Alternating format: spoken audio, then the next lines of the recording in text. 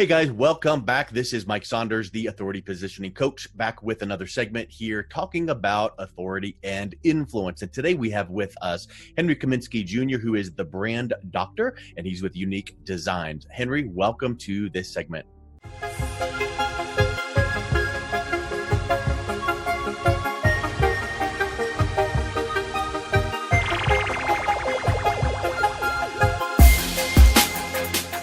Mike, thanks for having me, pal. If there's anything that I can do to help you, my friend, I'm here. Well, thank you. And you're a good friend of mine as well. And I just respect your work. And what I want to do right now is just dive right into branding, because I think that so many people have misconceptions about branding. They think it's one thing, but yet it's so much more. So let's talk about that from a 30,000 foot view. And then before we end, I want to make sure we have at least one or two really easy takeaways, tactical things that someone can maybe look in their own business, look at their own brand and go, okay, I can do this myself right now from what I learned. So give us a little bit of background on yourself as far as your approach to branding. Sure. So quick background on me. I'm a graphic designer by trade, been doing it for over 10 years, self-taught, learned everything I know just by studying and studying the greats and really understanding great design, typography, colors, functionality of the design to really help entrepreneurs sell more product or service. And I got to about my 6th year in business and realized that design started to get this commodity sort of plague to it. And I knew that I needed to level up my value as a graphic designer, otherwise I would be consumed and eventually go out of business. So I eventually started to learn more about marketing and digital marketing and branding, and really dove, 7 or 8 layers deep into how to take graphic design and branding and marketing and fuse it all together to help my clients make more money. Because that's at the end of the day, that's what they struggle with the most. Right, sure. And so now we've developed, it started as a one-man band, and now I have a 16-person, all digital, all virtual agency now that I've been able to help hundreds of entrepreneurs, level up their brands and take them to the 6, 7, 8-figure mark by, Russell Brunson's a client of mine, and he just hit the $100 million mark. So now I could actually say that. Yeah. But anyway, that's sort of the background on me, and I just love what I do, and I love helping entrepreneurs help other people live better lives. And that's a lot of what my client roster now is full of, and it's just been a great journey. As you were mentioning that, it made me think of something. Have you ever heard of this place called Someday I'll? No. It's this place way far out there that's like, well, someday I'll look into that. Someday I'll do that, right? And it's kind of funny because I think that so many entrepreneurs get so caught up in the weeds of, I need to start my business, and then now I need to get customers, and now I need to sell, and now I need to get my bookkeeping, accounting, CRM, website, all these things that branding takes a back seat. So it's kind of like the cart before the horse, or the chicken and the egg, which comes first. So I know what your response will be, but how do we keep people from kind of going to that someday I'll look into that branding piece? What are some things that people need to realize right from Jump Street that they need to put into their planning regarding branding? So Marty Neumeier, great author, great individual, expert in the branding space, wrote a book called The Brand Gap. And in the book, he speaks about what exactly branding is. And branding is that gut feeling that people get when they interact with your business, okay? And, the someday I'll, it shouldn't take you very long to understand that without that perception being built the way you want to be perceived, you will not have a business. I always tell clients, if you don't have an audience, you don't have a business. And branding is all about building that audience and building that tribe, building that community, building that feeling around your business. And so I always stress to my clients, without a brand, you don't have a business. There's a lot of brandless businesses out there.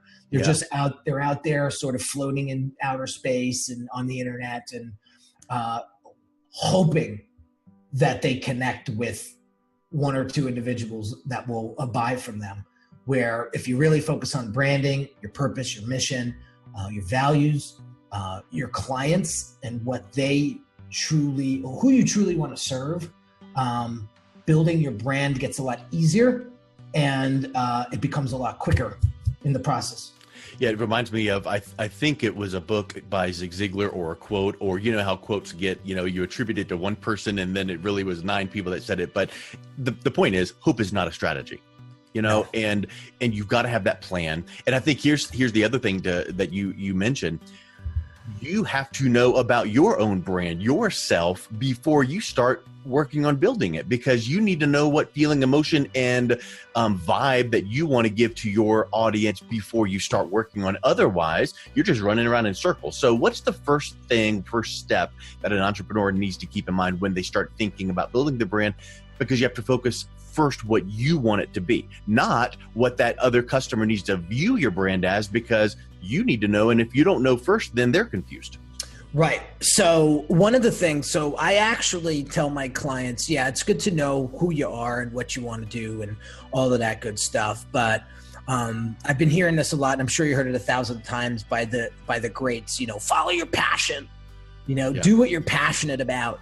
And one of my buddies online, Roberto Blake, he said something the other day that really hit me. He said, I challenged that statement because I think it's sort of half cooked.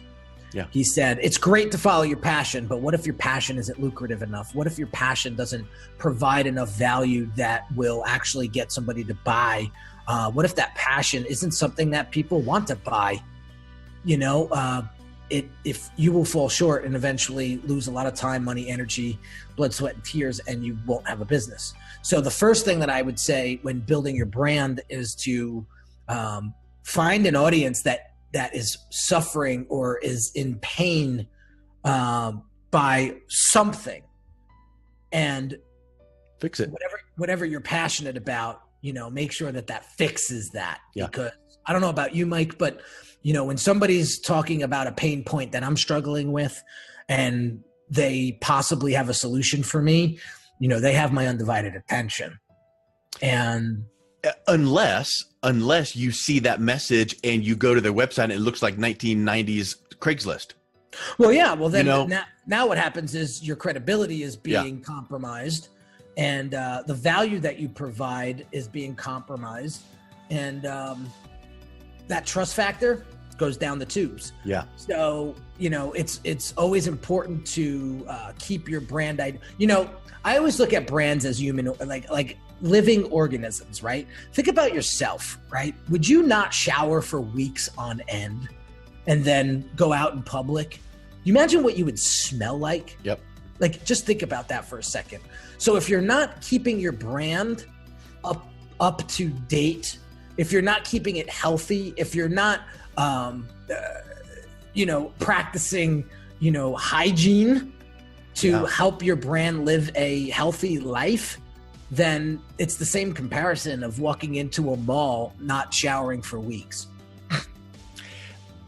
Interesting word picture. And so let's think about something. What are some of the maintenance hygiene issues that we should be keeping in the forefront of our mind? Let's say that we've clarified, competitive advantage, target audience, all of those things. And we now starting to paint that picture in our branding, our brand messaging is coming to life.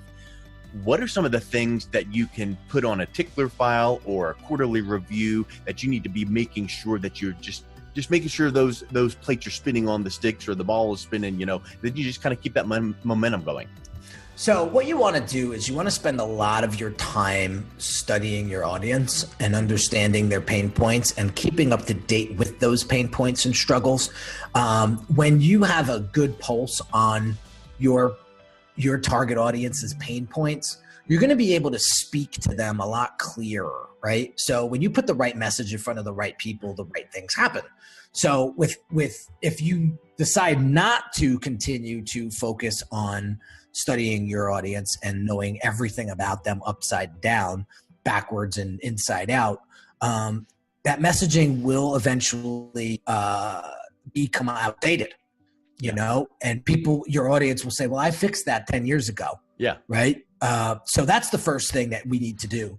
As far as I know you're trying to get to the identity side of things. So that's the messaging part. And the messaging part is very, very important. So again, it's the one part of branding that's going to allow your clients to really understand you and why you do what you do. Okay. From an identity standpoint, you know, there's trends. You know, Marty talks about in the book, the logo is dead. Long live the icon. Okay. And the icon is something that is easily remembered. It could be used on its own, right? For example, the APC behind your head, that's iconic. Okay. And if you were to use that on PowerPoint presentation, on slide decks, if you were to use that on clothing, okay, a hat, a left breast of a golf shirt, you know, that will last forever. Okay. And you know, one thing that I would want to point out is before Amazon was Amazon, nobody knew what Amazon was. So there is that moment in time for an entrepreneur that goes, okay, good. I've got my messaging down. I'm getting my identity. I'm getting that, you know, icon or that tagline and all of that. Well, don't think that the minute you walk out with that on your shirt, people are like going to go, oh my word, I can't believe that. It's so awesome, because you have to do the hard work of getting that momentum. So I think that's a good point too. But yeah, you bring up an excellent angle, which is how does that brand live and breathe beyond just, you know, the screen if someone sees it on your website? Right. So the biggest thing that we want to do here, guys, is we want to differentiate ourselves from the competition. And without differentiating ourselves from the competition, we're not going to stand out. You know, when everybody's zigging, this is when we zag, right? Yeah. And I always try to tell people that's the quickest way you can grab somebody's attention too, is to kind of flip a common phrase on its head, if you will, or something that's trending right now, and challenge it, right? Yeah, be contrarian. Yes. It's a great way of sort of getting people's attention and standing out. You know, a lot of people are like, you know, I just want to go with the jet stream. I want to go what's trending. Yes, I agree with Gary Vaynerchuk 1000%. You should be marketing in the year that you are living. However, how you do that is going to determine how well you stand out. And that doesn't mean every word out of your mouth, every piece of content out of your business needs to be that contrarian view. It just needs to be, you know, spiced up with that here and there. So you can take, you know, the trend of the time, the quarter, the year, and be speaking to that. Wonderful. But then also just kind of intersperse it with a little bit of things like, you know what? Everybody's talking about this, but have you ever considered? And I think that then helps you to build that brand voice. And guess what? We have competitors. How can we stand out? And the whole point of the Authority and Influence Summit is the fact that you want your target audience seeing you as that trusted, credible advisor, trusted source, and that authority. Well, how else can they do that if you're just saying the same thing everybody else is saying? Right. And one of the things that I stress with my clients and I stress with my community is, if you want more clients, stop talking and start demonstrating. Yeah. Okay. You can talk until you're purple about how great someone is or how great you are.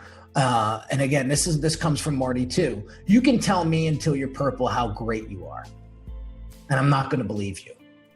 But if if somebody else comes to me and says, did you hear Mike Saunders in that authority positioning program that he has? You know, you should check that out, because it's something that's game changing.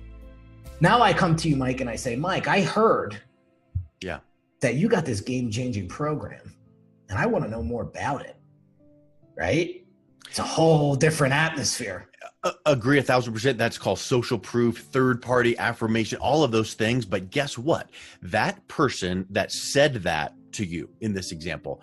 If you had not done a good job for them, if your brand was not spot on, they never would have thought of that. They would have gone, thank you very much, have a nice day, and then been like, ugh, next time I need XYZ, I'm going to go find someone else because that was, adequate. Because we don't want happy customers. We want raving fans. So I think that whole mindset needs to be kept in mind of while you're working on your brand, it is not just that logo and those colors and those things. It is the messaging, and it's the way you do business, and it's the way people perceive you. And I know that Jeff Bezos, I even saw this on your website recently, has the quote that says, your brand is what people say about you when you're not in the room.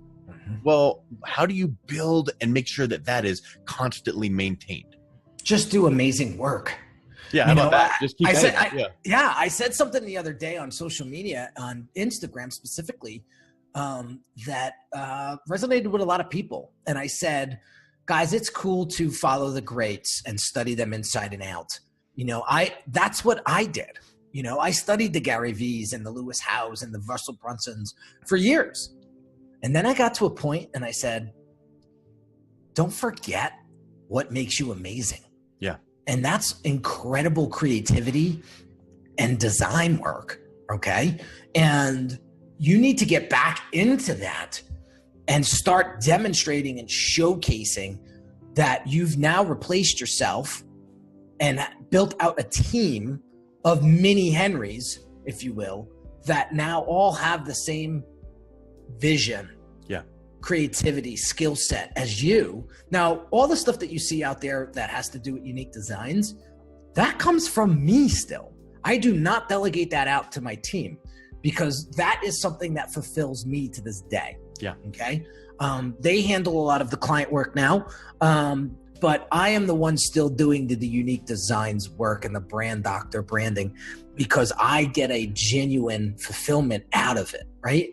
And so recently I've sort of gone back to the basics and really put my head down. And I said, if you really want to attract the greats to you, then be great yourself and demonstrate that greatness. And so I've gotten back into doing a lot of the design work for myself. And it's just, I get such a, warm and fuzzy when I'm doing it because it reminds me of how it all began. Yeah. I think a big thing in marketing today is storytelling, story selling, the story of your brand. And I know that you're a big proponent on not just saying, look how great I am, I'm the hero, because it's the customers, the client is the target audience that's the hero, and you're the person, the coach that is taking them through that process to build that brand and the brand messaging. So speak a little bit about how we as entrepreneurs need to make sure that we keep that mindset in place, because as we're working on our brand, which again is different and more involved than just getting that logo done, it's the whole brand ethos, the brand messaging. How do we keep that in mind so that our customers don't feel like there's a wedge in between us where it's like, come follow me because I'm the superhero. You're the superhero. Let me just show you some tips that I've learned along the way. And then they feel like, okay, good, we're in this together. We're arm in arm. And then that really is an attractiveness to the brand. Yeah. Well, first and foremost, you are the hero, in the story. Whatever coach you decide to bring on to help guide you in the direction that you want to go, they need to be positioned as Yoda, and you are Luke Skywalker. And that's the first thing that I tell my clients. You don't want to, when you start to create your brand's messaging, you do not want to compete for the hero position. Yeah. You want to embrace them as the hero and let them get that fulfillment. Because when you position yourself as the guide, there's going to be a tremendous amount of fulfillment that comes with that. Okay. But let's talk about mindset for a second, because I have a particular client who just recently sort of got this aha moment. And when I work with clients, I take them through a very vigorous discovery phase. We don't touch design. We don't touch logo. We don't touch brand identity until we go through a very thorough diagnosis and diagnostic discovery. And one of the things when he first came to me was he had this prep course for doctors in Australia to help them pass this specific test. And when he first presented it to me, it sounded like a prep course. take this prep course and score higher on your exam. Where that's very vanilla. It's very commodity. It's very sterile, right? Yeah. And as we started to dig in into his purpose, into his mission, into his identity, and as a person, as a physician himself, right? We unpacked this beautiful human being who's been a physician now for 15 years, who's been there, got the t-shirt, made the mistakes, came back, fell down again, came back, and has 15 years of experience of becoming a phenomenal physician that's helping hundreds of patients a year.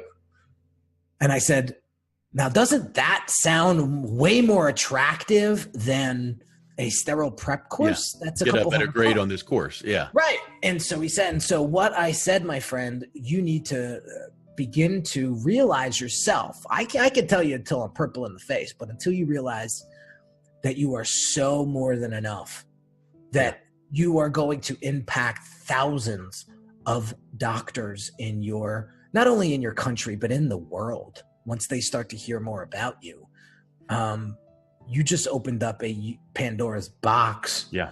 But you need to believe, because we all suffer from imposter syndrome here and there. We get one or two bad reviews online and we want to commit suicide and we want to close up shop, and, it's a blow to the ego. But those that know themselves and their purpose, and they stay crystal clear on that purpose and focus on their mission, that stuff doesn't bother them. What's his name? Telman Fertitta. I always like to say Frittata, but Telman Fertitta was, I was watching one of his shows the other day, and he was working with an entrepreneur that had a clothing brand, and she was working with a distributor, and she stopped working with the distributor because she felt like the distributor wasn't feeling the message, so to speak, that she was trying to share. And so she stopped working with that distributor. Now, this distributor had massive reach, okay? And she was doing some great revenues with this distributor. Decided to pull the plug because she just wasn't feeling him anymore, or it, I should say. I don't know if the distributor was male or female. Fertitta said, if I stopped doing business with everybody that kind of hurt my feelings or bruised my ego a little bit, I would not be where I'm at today. Yeah. And so I would have continued to work with that distributor, until maybe another one came around. I don't know. Yeah. But that's how I've got to where I'm at today. And I found that to be very, very insightful. In your example about the doctor, it made me think about transparency, authenticity, which I know are cliche words today, but I'm sure you're advising him to be bringing up those failures or those hiccups, those fall down, get back ups, because when the people that he is trying to help with their scores, that becomes the afterthought. It's like, oh, wow, you're someone that I want to learn from, glean from, be encouraged and inspired by. And, oh, you can help me get the better grade on this test or this exam. Wonderful. And probably in the back of their mind, they're going, I wonder what else that he could do or mentor me. But if we only put forth all the perfect stuff, you're kind of up there on that high horse, and that you could fall down. So I think that there's an element of, if there's a fly in the ointment, point it out and then get it out, but don't worry about that, because I think people really do feel like when there's that little hiccup and we talk about it, they're like, yeah, you're human too. Absolutely. I mean, when you become vulnerable with your audience, you begin to show that you are real, that you're human. And I think people want to do business with humans. And people want to do business with people. And when you show that part inside of you, you become much more attractive. And again, it all starts with why, and it sounds so cliche now as Simon Sinek gets more popular and that book becomes more of a branding sort of Bible, if you will. It's the truth. Okay. When people find out your why, they're much more prone to going deeper. And that's one of the things that I coach my clients on as well. It's, I don't take surface level as the end all be all. because I know that that's just the surface. When I ask why 4 or 5 times, you now get to the core of them, their business, their identity, their everything. Yeah. And one of the things that I realize is, excuse me, Mike, a lot of entrepreneurs just can't focus their thoughts and ideas. And they have 1,000 ideas, 1,000 things going on in their head, and they just don't know which one to focus on first and pull the trigger on. And it's that hamster on the wheel sort of like analysis paralysis type of problem that the brand doctor must fix and prescribe some sort of medication for, because it just stops them dead in their tracks. It stops them dead in their tracks. It wears them out, kind of like sitting in neutral and gunning the engine for 4.5 hours. Something's going to crack. And then guess what happens when that car in that example, is overheated? You can't then take your family to emergency medical, if you had a need. So the point is, if we as entrepreneurs are not being very efficient, we then can't serve our clients. And it does sound, cliche to say, but at the end of the day, we're not trying to sell widgets or sell services. We're trying to make a difference and give and serve. And if we can't do that because our mindset's not right, our brand message is not, spectacular, and our authority and influence is not, top shelf, boy, nothing really gets done, because then you're succeeding by accident, not succeeding by design. Yes. And one tangible piece of advice that I could give you that you could start implementing today is start taking bite-sized chews out of what it is that you're trying to accomplish. Let me give you a quick example.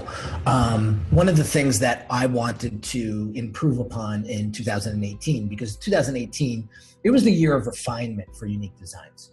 And basically what I've decided to do was create a little goal, one each week. Nice. And have my team execute that goal by Friday at the latest, right? Sometimes it leaks over into the next week, but at least we got it initiated, right? Yes. We got the fire ignited. Those little wins, if I do this for the rest of the year, turn into 52 goals that we've accomplished this year. What do you think that's going to do for your business, your brand, and your overall presence? Yeah. Online, offline, however that may be. I see a lot of people trying to go from 500,000 to $1 million a year. You have to do massive change to getting there. Now, sometimes it happens. Yeah. Sometimes, you hit the lottery, right? And your stuff goes viral. Fantastic. But for the rest of us, it's those little wins that move the mountains. Whereas if you had 52 goals on January 1, you feel overwhelmed. And you feel like you can put it off because that's December 31. It's a long way away. But Friday, that's here. And if it's strategically placed, now you're achieving these goals. So let's think of this. What is a way that an entrepreneur should be making goals specific to their brand in achievable bite-sized chunks so that their brand is seen with that expertise and authority and influence that they need to make that impact in their target audience? So the first thing that I would do is I would start demonstrating and documenting your process. Ooh, nice. Good. And how you help your clients. I record every strategy call that I have with my clients. I record every step of the process. Today, we just did a stylescape review and a sitemap review of one of my brands that I'm building in the fashion space. And it's recorded. It gets produced. It gets put on my YouTube channel. It gets sent out via email. And it shows what I'm actually doing and how I'm making an impact on my clients and helping them build their brands. And so if you hide that if you focus on all the things that don't matter, you're killing yourself. I mean, you're really doing yourself a disservice, because your clients want to know how good you really are. And you, again, you can say it until you're purple in the face, but when they see it, when the rubber meets the road. Yeah. Hey, have you ever had a client say to you, you know what, I just love how you do X, and you're like, really? I kind of just do that. And they're like, no, that's important. Well, what you just said with documenting your process and promoting your process and using that as a piece of content, there's someone else out there that might see something in your process that you just think is second nature. Like, I always do this and I always provide that and I talk to my clients this way. Someone else out there might pick up on that and go, that resonates with me. And you might not even be knowing it. So you said at the very beginning of this talk, research and know your audience. Well, know your clients, know what impacts them, know why they chose you. And then when this tip here to document your process, you're then getting that out there, spreading that net so that other potential clients can look at you and go, ooh, I like that. And someone else might like this, you know? So I think that's a really big strategy. Yeah. And listen, people are very afraid. Like there's that quote out there that absolutely drives me insane. And it says, never let your enemy know your next move, or your competition know your next move. I call complete BS to that. You know, for the simple fact that, I mean, I get what they're saying. If we were at war, right, and it was live or die, yes, that is probably a strategy that must take place so that you don't die. But when it comes to business, people say all the time, like, are you breeding the competition? Yeah. By putting so much of what you do out there. And I said, no, because they will never be me. Yeah. I was just going to say, no one else could be you because you's already taken. It's you. So they can try my process. They can mimic it. They can model it. That's fine. But it's always going to have a different feel, touch, and angle to it. And that is default. Like that's just the way it is. So I'm not worried about that. And believe it or not, Mike, you want to laugh. I have 3 or 4 clients right now that do exactly what I do. You're coaching and training competitors. Absolutely. And I have a mentor who has a multi-million-dollar branding agency who I meet with once a month. He's mentoring you. And he's mentoring me. Yeah, interesting. Because when you think about it, it's not like you have the patent on the only solution to some problem out there and there's people beating down your door. There's a lot of need out there and plenty to go around. And I would venture to say that if you look at the market, there's a lot of people up underneath that iceberg that need what you offer and they don't even know it yet. So there's an even bigger market than what people realize, because once an entrepreneur realizes that, okay, I've launched, I need to scale, or I'm about to launch, I need this brand messaging piece to be in place. That's the people that aren't going out there looking for it. This is someone that's looking to take their business deeper. So I think I would venture to say that the market's even bigger than what a competitor may even realize. So that's a really wise and sage advice that you're even saying, I coach and train my competitors. And that shows the confidence you have in yourself. Yeah, I mean, absolutely. And one of the things that I said to myself the other day is, you know, these folks are coming to me for a reason. They're coming to me because I am 15 or 16 chapters ahead of them. Yeah. And they want to learn from somebody who's walked as blazed that trail, if you will. And that was one of the things that my mentor said to me. If you really want to have $1 million branding agency, then go hang out with $1 million brand agency. Yeah. It sounds so cliche. I shouldn't say cliche, but it sounds so simple, right? Because success leaves clues. And if exactly. someone's blazed that trail, that you can see what they've done, and then you're doing it your way. And the other thing, like Seth Godin says in his book, Tribes, we've got our own tribe, So it's not like you're going to knock off your mentor's client base and try to get them, or someone's going to, because your best clients aren't going to leave you for the people you're coaching. I think that's what people need to realize is you're developing and you have your own following and your own tribe. So really it's just how can you better serve them? It's a really powerful mindset. Absolutely. And it's crazy how much Chris has rubbed off on me in 5 simple calls, or 4 simple calls. I mean, the way he, let me give you some, I want to continue to give you as much value as I possibly can by using example and story. So when I would get objections on sales calls, right, I would get angry. And I would attack, right? And that doesn't necessarily close sales. Yeah. Right. So when I explain this to Chris says to me, okay, well, let me share with you my approach.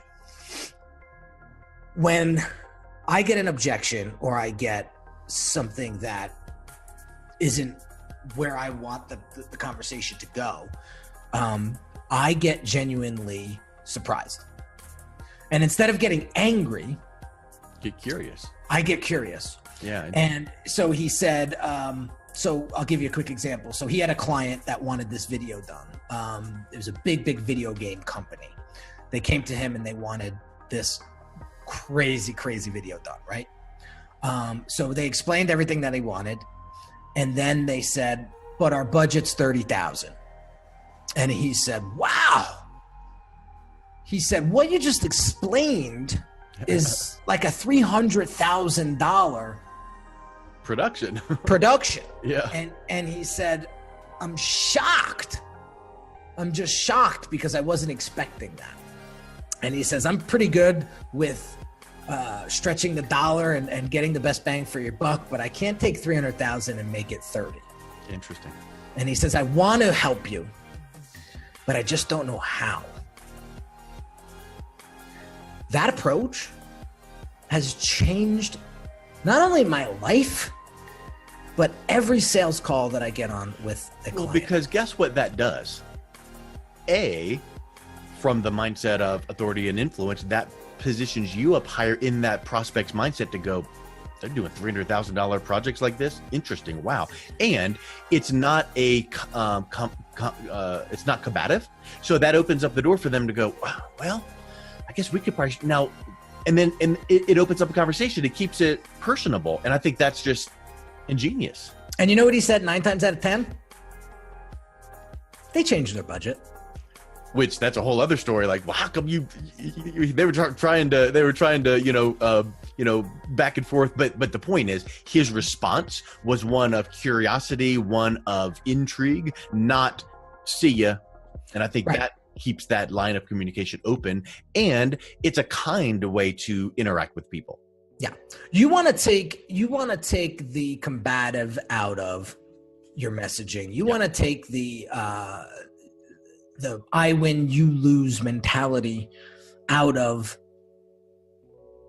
communication with your prospects, your audience. They want to feel like you are part of them and you have them in your best interest. So one of the things that Chris taught me how to do was position myself as a fiduciary, a trusted advisor. Yeah. And when you position yourself that way, you just become the subject matter expert. You become a friend. You become Yoda, you know, and it's a lot more comforting. You know, it's that doctor. He uses another example, and I use this a lot too, because I am the brand doctor. And I say, you know, if I were to have you come into my office and I asked you just a couple of questions, 2, 3 at the most, told you, okay, go take 2 of these and call me in the morning. Would you feel like I was compassionate? Would you feel like I really cared about you? Especially if your friend that referred you said that they got the exact same advice and you're going, my situation is different. That's like malpractice.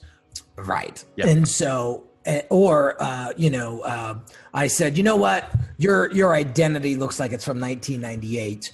And I just happen to own a boutique menswear shop. And if you're looking to level up your brand identity, why don't you come over to my shop and we'll help you pick out some, a wardrobe or 5. Yeah.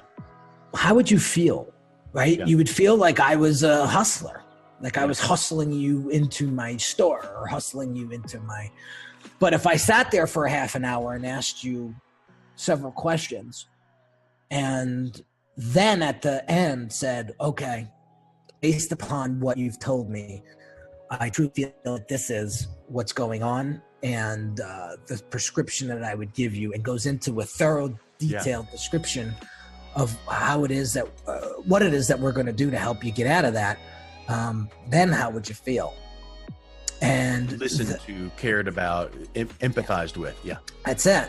Yeah. And so the doctor, when the doctor takes that approach, it just opens up Pandora's box, and now you become, it's, believe it or not, I sometimes I consider myself a business therapist, because when it comes down to really identifying your purpose, we're all human. We all have limiting beliefs. We all have doubt. And sometimes we got to crack through that in order to get to the next level.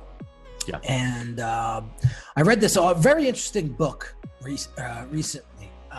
And it has nothing to do with business. It has everything to do with spirituality and how we literally can map out our lives. And everything happens in our lives because of us, not in spite of us. In spite of us. Life doesn't happen to you. It happens because of you. Yeah. And everything that you have in life right now, you've manifested. Right? The reason why I have this multi-camera setup in my office, the reason why I'm talking to Mike Saunders right now is because I wanted that to happen. Yeah. Right? And if you don't understand that, there's deeper issues that we need to unpack. And so what we want to do is get to the bottom of what it is you want, why you want it, and just ask for it. And this book, I forgot to tell you that the author, Pam Grout, and the name of the book is E2. And it's like E squared, but E2. And it's do-it-yourself ways to really understand spirituality and understand that life happens because of you, not. So anything you want in life, you have to vision it and you have to ask for it very specifically. And then guess what? You got to go out there and do something. Because the problem with that whole, remember that movie, The Secret, years back, law of attraction. Great. Makes sense.